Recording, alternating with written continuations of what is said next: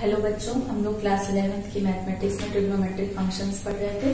पिछली क्लास में हमने आपको जो ट्रिग्नोमेट्रिक थीटा के मेजर के दो मेथड्स बताए थे, एक डिग्री मेथड था और दूसरा सर्कुलर मेथड था। तो दोनों ही तरीके से हम लोगों ने एंगल को मेजर किया था। आज हम लोगों को ट्रिग्नोमेट्रिक फंक्शन पढ़ना है, यानी कि सर्कुलर फंक्शन। उसे हम किस तरीके से, सबसे पहले आप देख लीजिए कि यहाँ पर एक डायग्राम बना हुआ है। इसमें एक कार्टेशियन प्लेन के अंदर में एक ट्रायंगल बना हुआ है। ओ जहां पर ओरिजिन है, जिसके कोफिशिएंट्स 0, जिसके निर्देशांक आपके कोऑर्डिनेट्स 0, 0 हैं। ये जो x डैश एक्सिस है और ये आपका y डैश एक्सिस है। और इसमें एक सर्कल हमने लिया हुआ है। सर्कल का रेडियस OP है। और यहाँ पर जो सबसे इम्पोर्टेंट चीज है, जो सबसे हमारा जो इम्पोर्टेंट अजम्पशन है, वो हमने ये माना है कि OP यानी कि जो रेडियस है सर्कल का, अगर हम उसको फिक्स कर देते हैं कितना, 1 यूनिट। यूनिट का मतलब यहाँ पर है कि कोई भी क्वांटिटी, यूनिट से मतलब आप मीटर, सेंटीमीटर, डेसीमीटर जो भी लेना चाहें, लेकिन जो उसकी न्यूमेरिकल वैल्यू होगी वो 1 होगी। अब आते हैं बच्चों ट्रिग्नोमेट्रिक फंक्शंस में। क्लास 10th में आप लोगों ने साइन, कॉस, टैन सभी के नाम सुने होंगे और उसको पढ़ा भी होगा। तो बेसिकली साइन, कॉस, टैन और जो रेस्ट 3 रेशियोज हैं वो होते क्या हैं? जो हमारे मेन ट्रिग्नोमेट्रिक फंक्शंस होते हैं वो सिर्फ 2 हैं, साइन और कॉस। तो मेन ट्रिग्नोमेट्रिक फंक्शन हमारा क्या है? साइन और कॉस। यहाँ पर बच्चों से ध्यान देने की बात यह है कि जब कभी भी आप ट्रिग्नोमेट्रिक फंक्शंस को लिखेंगे तो उनकी स्टार्टिंग हमेशा स्मॉल लेटर से ही होनी चाहिए। जिस तरीके से यहाँ हमने लिखा, आप साइन का S कैपिटल और IN स्मॉल नहीं लिखेंगे। हमेशा ये जो फंक्शंस हैं उसके सारे लेटर्स जो हैं वो आपको स्मॉल लेटर्स में लिखने हैं। तो मेन हमारे 2 रेशियोज हैं, साइन और कॉस। बाकी बचे जो 4 रेशियोज हैं, तीसरे नंबर पे आपका टैन, साइन का ही रेसिप्रोकल होता है आपका कॉसेक, कॉस का रेसिप्रोकल होता है आपका सेक, एंड टैन का रेसिप्रोकल आपका होता है कॉट। तो हम लोगों को ये 6 प्रकार के रेशियो पढ़ने हैं, लेकिन मेन है आपका साइन और कॉस। तो सबसे पहले हमको ये जानना है कि आप लोगों ने क्वेश्चंस लगा लिए होंगे क्लास 10th में, लेकिन जो सबसे इम्पोर्टेंट चीज है कि साइन होता क्या है। साइन फंक्शन हमको किसी ट्रायंगल में या सर्कल में वो हमें क्या चीज बताता है, क्या डिनोट करता है। तो यहाँ पर हमने एक एजम्पशन लिया है और इस एजम्पशन में हमने आपको बताया था कि एक सर्कल लिया है जिसको हमने कार्टेशियन प्लेन में रखा है और जो सर्किल का सेंटर जो है वो ओरिजिन पर है।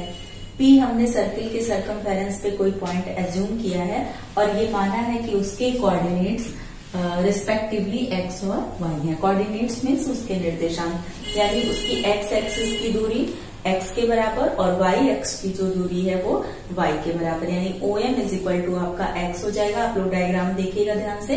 और PM इज इक्वल टू आपका y हो जाएगा। और OP जो है यानी कि हाइपोटेन्यूज ऑफ अ सर्कल, वो हमेशा 1 के बराबर रहेगा। तो आते हैं हमारे फर्स्ट रेशियो पे, यानी कि साइन पर। साइन एक ऐसा ट्रिग्नोमेट्रिक रेशियो है जो किसी पाइथागोरियन ट्रायंगल में ट्रायंगल के परपेंडिकुलर और उसके हाइपोटेन्यूज के रेशियो को बताता है। जैसे जैसे हम एंगल को, अब ये जो सर्कल है, जो ट्रायंगल हमने लिया वो सर्कल के अंदर में बन रहा है और जो सर्किल जो P है, P की मूवमेंट आपकी हमेशा सर्किल के सर्कमफेरेंस पे रहेगी। तो इस जो भी ये सर्कल है, एंगल के बढ़ने के साथ साथ जैसे जैसे हम सपोज दैट P को इसके ऊपर शिफ्ट कर देते हैं तो इसका परपेंडिकुलर चेंज हो जाएगा, इसके बेस की लेंथ चेंज हो जाएगी, लेकिन इसका हाइपोटेन्यूज कभी भी चेंज नहीं होगा, बिकॉज क्योंकि वो जो है आपका जो है रेडियस ऑफ अ सर्किल है, गिवन रेडियस का सर्किल। आप यहाँ पे डायग्राम दूसरा भी ड्रॉ करके देख सकते हैं। इस पॉइंट P को हमने यहाँ पहुंचा दिया, P1। अब आप देख सकते हैं आपकी इसको अगर हम M1 मान लें तो आप देख सकते हैं कि जो परपेंडिकुलर है वो चेंज हो गया, बेस चेंज हो गया, लेकिन हाइपोटेन्यूज ऑफ अ ट्रायंगल वो चेंज नहीं हो गया। That is still a radius of a circle. तो यहाँ पर जो साइन होता है किसी ट्रायंगल में, किसी पाइथागोरियन ट्रायंगल में, जैसे जैसे हम थीटा का मान वेरी करते हैं, जरूरी नहीं है कि बढ़ाना, वेरी का मतलब आप उसको डिक्रीज भी कर सकते हैं और उसको इंक्रीज कर सकते हैं। तो जैसे जैसे थीटा का मान चेंज होता है तो उसके परपेंडिकुलर और हाइपोटेन्यूज के बीच में क्या रिलेशन होती है, तो उसके रेशियो को कौन रिप्रेजेंट करता है, साइन। यानी कि जो साइन, इसको हिंदी में ज्या बोलते हैं, लेकिन हम लोग हिंदी वर्ड का यूज नहीं करेंगे। जो हिंदी मीडियम वाले भी स्टूडेंट हैं वो लोग भी साइन, कॉस, टैन, रेशियोज को एज इट इज पढ़ेंगे। तो साइन, लेकिन आप लोग को जानना चाहिए साइन को हिंदी में ज्या बोलते हैं। किसी त्रिभुज में उसके लंब और उसके विकर्ण, यानी कि ratio of perpendicular and hypotenuse is called sine. Sine जो होता है वो किसी त्रिभुज में किसी त्रिभुज के लंब और उसके विकर्ण का अनुपात होता है। सभी को आप लोगों को मालूम होगा। और अब चूंकि साइन तो वो अनुपात होता है, लेकिन अनुपात कब कब बदलेगा, जब हम वेरी करेंगे थीटा को। अगर हम थीटा को चेंज नहीं करते हैं तो साइन हमको एक ही वैल्यू मिलती चली जाएगी, लेकिन थीटा जैसे जैसे वेरी होगा वैसे वैसे जो होगा परपेंडिकुलर और जो आपका हाइपोटेन्यूज है उसका रेशियो चेंज होता जाएगा। अब यहाँ पर आप देख सकते हैं, चूंकि हमने रेडियस यानी कि ओपी यहाँ पर आप पहले ही देख सकते हैं, आर को हमने 1 के बराबर माना है। और ये एजम्पशन हम जब तक हम लोग ट्रिग्नोमेट्रिक रेशियोज पढ़ेंगे ये रेगुलरली चलता रहेगा। तो यहाँ पर जैसे हमने थीटा की वैल्यू जब हमारी थीटा थी तो sine theta is equal to, आपको पता है, परपेंडिकुलर अपॉन हाइपोटेन्यूज। परपेंडिकुलर इसका क्या है, y, और हाइपोटेन्यूज की वैल्यू है 1, तो इट्स y।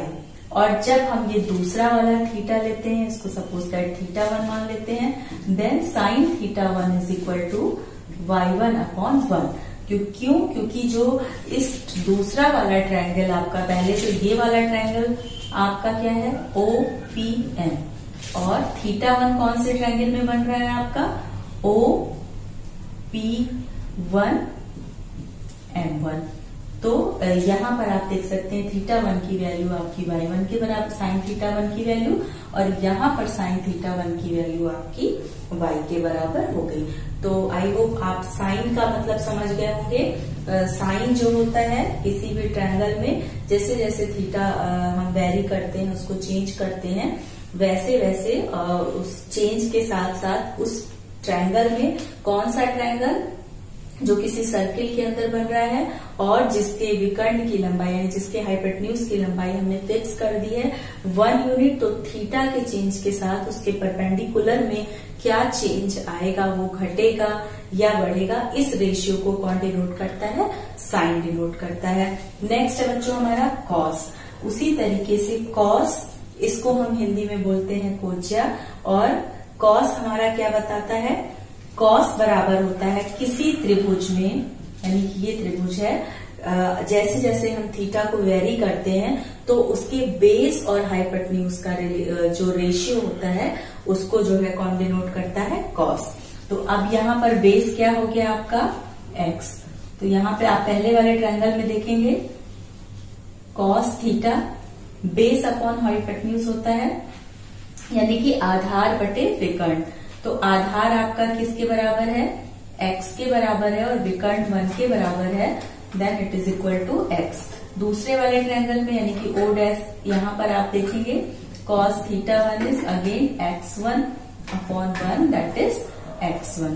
तो cos क्या रिप्रेजेंट करता है, अगर किसी ट्रायंगल में हम जो है उसके हाइपोटेन्यूज की वैल्यू को फिक्स कर दें, उसके विकर्ण का मान फिक्स कर दें, और फिर उसमें जो थीटा का मान है उसको हम धीरे धीरे बढ़ाएं या फिर घटाएं, तो बढ़ाने से या घटाने से उसके आधार और उसके कर्ण के जो अनुपात को कौन डिनोट करता है, कॉस डिनोट करता है। या सिंपली ये कह सकते हैं आप कि अगर हम विकर्ण की लंबाई फिक्स करके 1 यूनिट के बराबर कर देते हैं तो कॉस ये बताता है कि एंगल के बढ़ने या घटने के साथ किसी ट्रायंगल के बेस में या उसके आधार में क्या परिवर्तन होता है। तो हमने जैसा कि आपको बताया था कि जो इम्पोर्टेंट हमारे दो ही होते हैं मेन ट्रिग्नोमेट्रिक फंक्शंस, रेस्ट क्या है, tan जो होता है आपका, tan थीटा जो है आपका होता है sin theta upon cos theta.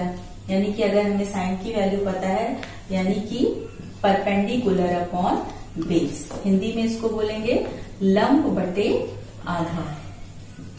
लंब है आपका y एंड आधार है आपका x। तो यानी कि किसी त्रिभुज में, फिर उसी तरीके से हम इसको बता सकते हैं कि किसी ट्रायंगल में अगर हम हाइपोटेन्यूज यानी विकर्ण का मान फिक्स कर दें और फिर हम थीटा को वेरी करते हैं, तो उस जो नया ट्रायंगल फॉर्म होता है, हर एक जितनी बार हम थीटा की वैल्यू चेंज करेंगे उतनी बार हमको एक नया ट्रायंगल मिलेगा। और जैसे ही हमको नया ट्रायंगल मिलेगा, हर बार हमारे परपेंडिकुलर और बेस की हाइट प्रीवियस ट्रायंगल से क्या हो जाएगी, डिफरेंट हो जाएगी।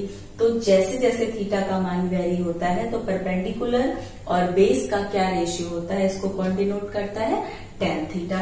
तो साइन कॉस tan आपने जान लिया है, और बाकी आपने क्लास 10th में पढ़ा होगा साइन थीटा का रेसिप्रोकल होता है कॉसेक थीटा, यानी कि sine theta cosec theta is equal to आपका 1 upon sine theta. Similarly sec theta is equal to आपका हो जाता है 1 upon cos theta, and cot theta is equal to आपका हो जाता है 1 अपॉन tan थीटा। तो बच्चों ये है आपके 6 ट्रिग्नोमेट्रिक फंक्शन या सर्कुलर फंक्शन। क्यों कहा जा रहा है, क्योंकि हमने इसको एक सर्कल के अंदर बनाया है, और जैसे जैसे हम सर्कमफेरेंस पे कोई पॉइंट लेते हैं और उसकी पोजीशन चेंज करते हैं, पॉइंट की पोजीशन चेंज करने का सीधा सा मतलब ये होता है कि वो जो क्या चीज चेंज होता है, वो पॉइंट सेंटर पे जो एंगल प्रोजेक्ट करता है, जब जब हम उसकी पोजीशन चेंज करेंगे उसके द्वारा प्रोजेक्ट किए जाने वाला एंगल जो है वो हर बारी चेंज हो जाएगा। और अगर हम उस पॉइंट से एक्स एक्सिस पे परपेंडिकुलर ड्रॉप करते हैं तो ऑब्वियसली हमको एक ट्रायंगल मिलता है, वो एक पाइथागोरियन ट्रायंगल होगा। क्यों, क्योंकि परपेंडिकुलर जब हम ड्रॉप करेंगे तो ऑब्वियसली हमको 90 डिग्री का एंगल मिलेगा। और अगर हम इसकी जो रेडियस है, अब आप डायग्राम में देख सकते हैं, रेडियस जो है उसको हमने 1 यूनिट माना है, और जितनी बार हम सर्कमफेरेंस पे कोई भी पॉइंट लेंगे और उस पॉइंट से परपेंडिकुलर ड्रॉप करेंगे, हर बार ही जो रेडियस होगी वही आपका जो फॉर्म ट्रायंगल होगा उसमें हाइपोटेन्यूज का काम करेगी। तो साइन, आप फिर से इसको ध्यान से समझिएगा, किसी ट्रायंगल में अगर हम हाइपोटेन्यूज की लेंथ को फिक्स कर देते हैं, 1 यूनिट के बराबर मान लेते हैं, तो साइन जो होता है थीटा के बढ़ने के साथ उसके परपेंडिकुलर में क्या चेंज आता है, ये डिनोट करता है रेशियो। कॉस डिनोट करता है कि उसके बेस में क्या चेंज आता है, और अगर इसको आप और एलोबरेट करेंगे तो साइन बताता है कि उसके परपेंडिकुलर और हाइपोटेन्यूज का रेशियो किस तरीके से चेंज होता है, बढ़ता है, घटता है या कांस्टेंट रहता है।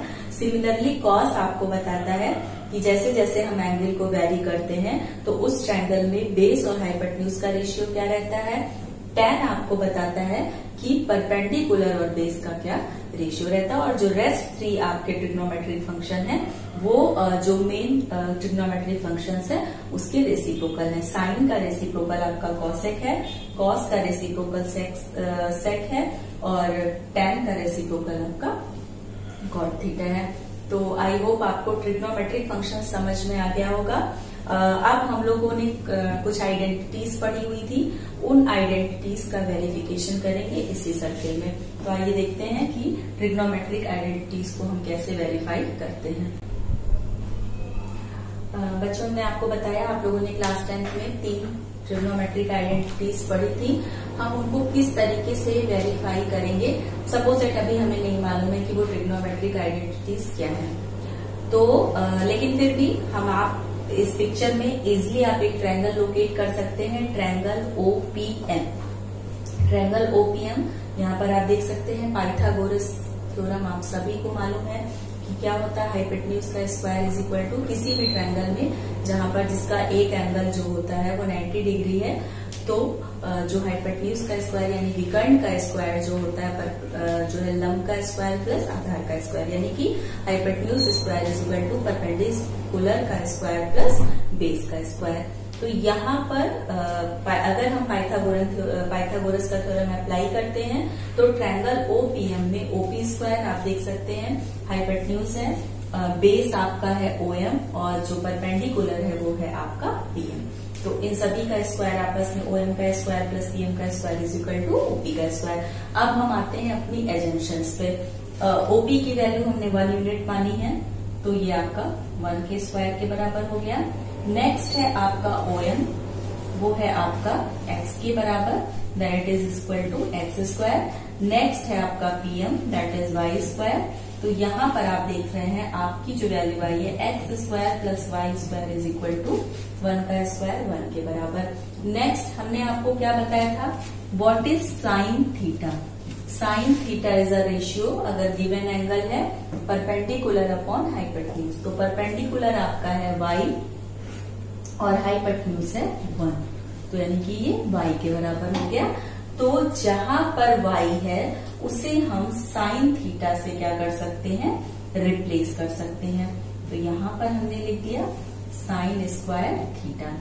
अगेन कॉस थीटा क्या होता है आपका, बेस अपॉन हाइपोटेन्यूज। बेस क्या है आपका x और हाइपोटेन्यूज 1, दैट इज x।